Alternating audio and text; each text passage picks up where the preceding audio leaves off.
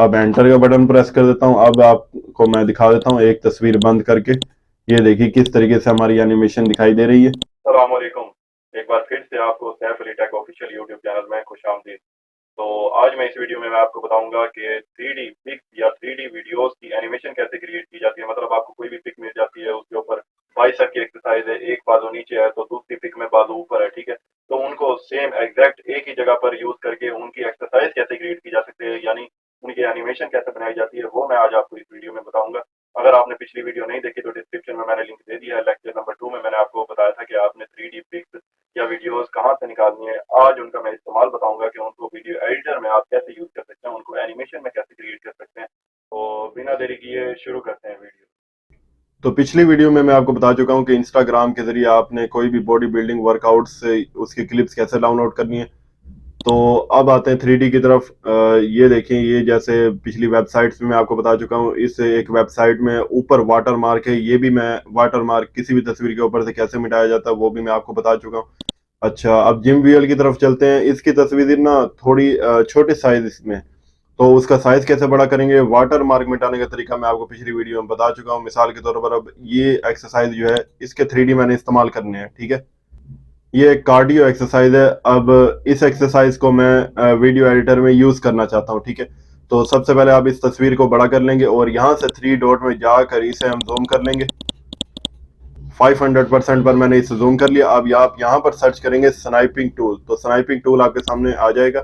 Sniping tool के जरिए आप इसका स्क्रीनशॉट ले लें इस तरीके से, और इसे यहाँ से फाइल सेव एज और किसी भी नाम से सेव कर दें किसी लोकेशन में। और उसके बाद आप नेट पर सर्च करें इनहेंस इमेज क्वालिटी। मैं फिलहाल ये वेबसाइट यूज कर रहा हूँ, पिकविश एआई फोटो एडिटर। आप कोई भी अपनी मर्जी की वेबसाइट ओपन कर सकते हैं। तो सबसे पहले तो आपको ये लॉगिन करना पड़ेगा, उसके बाद अपलोड इमेज कर लें और उसी स्क्रीनशॉट वाली फाइल को मैं यहाँ पर ओपन कर लेता हूँ। तो अब आप देख सकते हैं काफी क्लियर इमेज दिखाई दे रही है। मैं इस इमेज को यहाँ से डाउनलोड कर लेता हूँ और ये आपको ओपन करके भी मैं दिखा देता हूँ। ये आप देख सकते हैं। अब आप आसानी से इसका वाटर मार्क इरेज कर सकते हैं, जैसे कि मैंने पिछली वीडियो में वाटर मार्क इरेज करने का तरीका बताया है। तो अब चलते हैं मोबाइल की स्क्रीन पर, वहां से कैसे हम 3D इमेजेस को एडिटर में इस्तेमाल कर सकते हैं। जैसे मैंने ये 3D वाला ऐप ओपन किया हुआ है, तो अब मिसाल के तौर पर मैं इस एक्सरसाइज को यहाँ से निकालना चाहता हूँ, ठीक है। तो आपके मोबाइल में स्क्रीनशॉट का ऑप्शन तो लाजमी होगा। आपका कोई भी मोबाइल है, आप नेट पर सर्च करें अपने मोबाइल का मॉडल और टाइप करें आगे स्क्रीनशॉट मेथड, तो अब वो आपको बता देगा कि आपके मोबाइल में स्क्रीनशॉट कैसे लिया जाता है। तो जैसे कि मेरा इन्फिनिक्स हॉट 10 है, तो मैं 3 फिंगर्स के जरिए इसका स्क्रीनशॉट ले सकता हूँ। तो सबसे पहले तो जो ये नाम लिखा हुआ एक्सरसाइज का, मैं इसे भी स्क्रीनशॉट ले लूंगा। उसके बाद मैं इस पिक्चर को ओपन करूंगा और एक साइड की अलग स्क्रीनशॉट लूंगा, दूसरी साइड की अलग स्क्रीनशॉट ले लूंगा। अब एक साइड पर जब इसका फेस ऊपर की तरफ था तब मैंने स्क्रीनशॉट ले लिया, अब फेस लेफ्ट साइड पर है तब मैंने स्क्रीनशॉट ले लिया। तो अब इस स्क्रीनशॉट को डालते हैं ड्राइव के जरिए कंप्यूटर में। आप गूगल ड्राइव के जरिए भी इसे कंप्यूटर में डाल सकते हैं, नहीं तो यूएसबी केबल के जरिए भी आप इसे कंप्यूटर में डाल सकते हैं। तो मैं इसे यहाँ से अपलोड कर लेता हूँ और इन तीनों इमेजेस को मैं सिलेक्ट कर लेता हूँ। तो ये मैंने गूगल ड्राइव को ओपन कर लिया। अब इन पिक्स को मैं यहाँ से डाउनलोड कर लेता हूँ। डाउनलोड करने के बाद मेरे पास ये पिक्स आ चुकी हैं। अब मैं फोटोशॉप को ओपन कर लेता हूँ। तो फोटोशॉप में ये मेरे पास बना बनाया प्रोजेक्ट मैंने सेव किया हुआ था। ऊपर और नीचे मालूमात लिखने के लिए मैंने इन पट्टियों को यहाँ पर दर्ज किया ताकि मैं इनके दरमियान में 3D ऐड कर सकूं। तो आप अपने तरीके से कस्टमाइज कर सकते हैं। अगर आप ऊपर और नीचे कुछ नहीं लिखना चाहते तो मुकम्मल वाइट स्क्रीन का एरिया जो है वो बनाकर आप उसके ऊपर 3D एडजस्ट कर सकते हैं। तो सबसे पहले तो फाइल न्यू क्रिएट करेंगे आप। वहाँ यहाँ पर आप सेलेक्ट करेंगे हाइट 1080 और यहाँ पर आप वेट से सिलेक्ट कर लेंगे 1920 का हाफ। 1920 का हाफ होता है 960, क्योंकि 1920 विड्थ होती है स्क्रीन की, तो उसका आप हाफ 960 करके यहाँ पर क्रिएट कर देंगे वाइट बैकग्राउंड और 300 रेजोल्यूशन में। तो उसके बाद ये स्क्रीन आ चुकी है हमारे पास हाफ स्क्रीन। उसके बाद मैं यहाँ से उन पिक्स को ओपन कर लूंगा। तीनों पिक्स को ओपन कर लिया। उसके बाद दोबारा अपनी स्क्रीन पर चले जाएंगे और यहाँ से जैसे मैंने अपने ऊपर और नीचे मालूमात थोड़ी सी लिखनी होती है, तो मैं ऊपर और नीचे से एक फिक्स्ड रेशियो के जरिए अपना एरिया साइड पर कर लूंगा, ताकि वो एरिया मेरा डिस्टर्ब ना हो, उस पर 3D ना इस्तेमाल हो जाए। ये ना हो कि उस एरिया के ऊपर टच हो रहा हो और बाद में जब मैं उसके ऊपर कोई टेक्स्ट लिखूं तो वो 3D के ऊपर आ रहा हो। ठीक है, ऐसा कोई सिस्टम ना हो, ऐसा कोई सिस्टम ना बने, ऐसी प्रॉब्लम पेश ना आए, इसलिए मैं पहले से ही उसकी सेटिंग कर लेता हूँ। तो मैंने रेक्टेंगल टूल ले लिया और यहाँ से नॉर्मल की जगह पर मैं सेलेक्ट कर लूंगा फिक्स्ड रेशियो, और फिक्स्ड रेशियो यहाँ पर आप वेट्स रखेंगे 960, जो आपने वेट्स इस स्क्रीन को लेने से पहले सेलेक्ट की थी। मैंने 960 की थी, तो ये देखिए यहाँ पर 960 भी आ रहा है। और हाइट सबसे पहले मैं इसकी कर लूंगा 70, ऊपर का एरिया सेलेक्ट करने के लिए, क्योंकि ऊपर से मुझे बस थोड़ा बहुत ही चाहिए। यहाँ पर थोड़ी बहुत इंफॉर्मेशन मैंने लिखनी होती है, वो देने के लिए 70 कर लेता हूँ। अब ये मैं जैसे ही यहाँ से टूल को इस्तेमाल करूंगा तो ये अपने आप फिक्स्ड रेशियो बनाएगा 70 हाइट के हिसाब से और 960 विड्थ के हिसाब से, यानी कि 1080 में से उसने सिर्फ 70 तक उसकी हाइट बनाई है।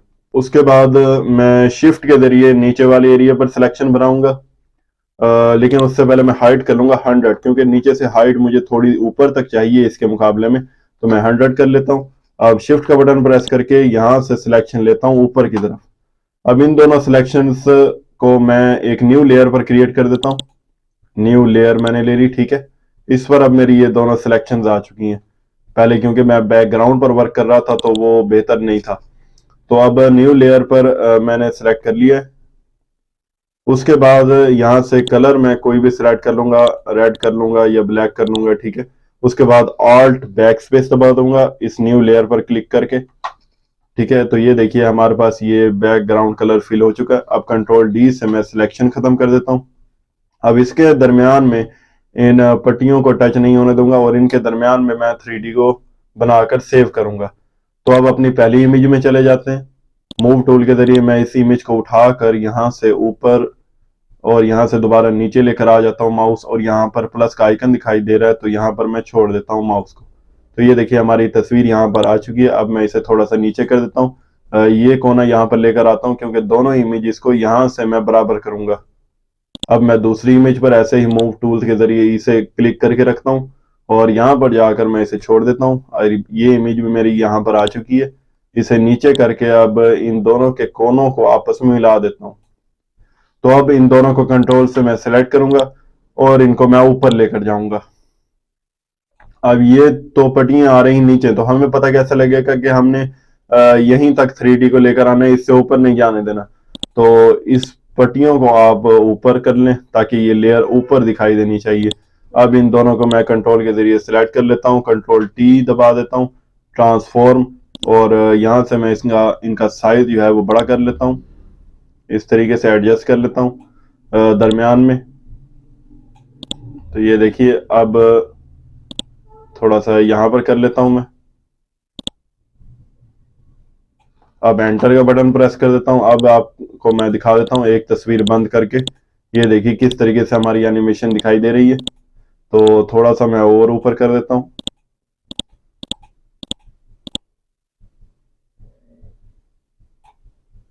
तो अब हमारी क्रिएशन बिल्कुल परफेक्ट दिखाई दे रही है। तो मैं अब इन पट्टियों को बंद कर देता हूं और एक लेयर पर क्लिक कर देता हूं। अब हमें जो ये फालतू ब्लैक स्क्रीन और ये क्लेजी कलर दिखाई दे रहा है और भी कुछ इर्द गिर्द जो होता है वो हमने इरेज करना होता है। तो रेक्टेंगल टूल लेकर मैं ये पहले क्या, तो ऊपर वाला एरिया मेरा सेलेक्ट नहीं हुआ पड़ा क्योंकि फिक्स्ड रेशियो सेलेक्ट हुई पड़ी है, तो मैं सबसे पहले इसे नॉर्मल कर लेता हूँ। अब मैं ये जगह सेलेक्ट कर लेता हूँ ब्लैक स्क्रीन तक, ठीक है। उसके बाद शिफ्ट के जरिए राइट साइड वाली थोड़ी सी जगह मैं सिलेक्ट कर लेता हूँ। उसके बाद शिफ्ट के जरिए मैं बॉटम वाली जगह थोड़ी सी सिलेक्ट कर लेता हूँ और उसके बाद मैं लेफ्ट वाला एरिया थोड़ा सा सिलेक्ट कर लेता हूँ। इसी लेयर के ऊपर हम काम कर रहे हैं, तो सबसे पहले अब यहाँ से कलर हम तब्दील कर देंगे बिल्कुल वाइट, क्योंकि हमने इन सब को भी इसके बराबर करना है, वाइट करना है। तो मैं यहाँ पर वाइट कलर सेलेक्ट कर लूंगा और ऑल्ट बैक स्पेस से इनके सिलेक्शन के दरमियान इस कलर को फिल अप कर दूंगा। उसके बाद मैं इस तस्वीर को बंद करूंगा और ये सिलेक्शन रहने दूंगा। उसके बाद मैं लेयर 2 पर चला जाऊंगा और यहाँ पर भी ऑल्ट बैक स्पेस का बटन प्रेस करूंगा और ये वाइट कलर फिल अप कर दूंगा। उसके बाद कंट्रोल डी से ये सिलेक्शन में खत्म कर दूंगा। अब ये आपको मैं दिखा देता हूँ चेक करवा के। तस्वीर को मैं बंद कर रहा हूँ, ओपन कर रहा हूँ, किस तरीके से हमारा ये एनिमेशन क्रिएट हो चुका है। तो एनिमेशन क्रिएट करने के बाद अब ये जो मैंने स्क्रीन शॉट लिया था, अब यही नाम मैं इन दोनों फाइलों को अलग अलग करके सेव करूंगा। तो सबसे पहले तो इस नाम को मैं अपने सामने लेकर आ जाता हूँ, इस फाइल को उठाकर मैं यहाँ पर रख लेता हूँ। ठीक है, उसके बाद मैं यहाँ क्लिक कर देता हूँ। उसके बाद फाइल में जाकर एक्सपोर्ट कर देता हूँ, एक्सपोर्ट एस PNG, और ये नाम मैं टाइप कर देता हूँ। तो एक्सरसाइज का नाम मैंने टाइप कर दिया। अब इसे मैं कॉपी कर लेता हूँ Ctrl+C से, और डेस्कटॉप पर जाकर मैं इसे सेव कर देता हूँ। अब ये मैंने लेयर 2 को सेव किया था, लेयर 2 पर इस वक्त काम कर रहा हूँ, लेकिन इस वक्त लेयर 3 ऊपर दिखाई दे रही है। ठीक है, अब लेयर 3 को बंद करूंगा तो अब लेयर 2 दिखाई देनी शुरू हो जाएगी। तो अब मैं इसे सेव कर देता हूँ, एक्सपोर्ट एस PNG, और Ctrl+V, जो मैंने नाम कॉपी किया था वही मैंने पेस्ट कर दिया, और 2 का बटन प्रेस करके मैं डेस्कटॉप पर इसे सेव कर देता हूँ। तो अब मैं आपको चेक करवा देता हूँ कि हमारी इमेजेस किस तरीके से क्रिएट हुई है। ये देखिए, मैं आगे और पीछे आपको करके दिखा रहा हूँ किस तरीके से क्लियर इमेज हमारी यहाँ पर दिखाई दे रही है। तो अब हम इन दोनों इमेजेस को वीडियो एडिटर में यूज कर सकते हैं। तो अब मैं आपको बता देता हूँ कि मोबाइल की स्क्रीन पर वीडियो क्लिप्स को हम कैसे वीडियो एडिटर में यूज कर सकते हैं। तो चलते हैं मोबाइल की स्क्रीन के ऊपर। तो ये हमने ऐप ओपन कर लिया जहाँ 3D क्लिप्स मौजूद हैं, वीडियो क्लिप्स। तो मैं किसी एक वीडियो क्लिप को ओपन कर लेता हूँ। अब ये देखिए, हमने इस एक्सरसाइज को अपने वीडियो एडिटर में यूज़ करना है। तो जैसे मेरी ये स्क्रीन रिकॉर्डिंग चल रही है ना, मूवीज इन स्क्रीन रिकॉर्डिंग, तो इसके ज़रिए आप पहले इसकी थोड़ी सी रिकॉर्डिंग कर लेंगे। ठीक है, तकरीबन जितने सेकंड की आपने एक एक्सरसाइज रखनी है ना, उतने सेकंड की क्लिप आप यहाँ से रिकॉर्ड कर लेंगे। अमूमन 15 से 20 सेकंड की मैं रिकॉर्डिंग किया करता था। तो 15 से 20 सेकंड रिकॉर्ड करने के बाद अब हम कैपकट के ऐप को ओपन कर लेते हैं। आप किसी और ऐप में भी कर सकते हैं। फ़िलहाल मुझे जो सबसे ज़्यादा ईजीएस्ट मेथड लगता है वो कैपकट में लगता है, इसलिए मैं कैपकट को यूज़ कर लेता हूँ इस मेथड के लिए। तो यहाँ से आपने एडिटर को ओपन कर लेना है और यहाँ पर वीडियो सेलेक्ट कर लेनी है, अपनी लास्ट टाइम वाली वीडियो।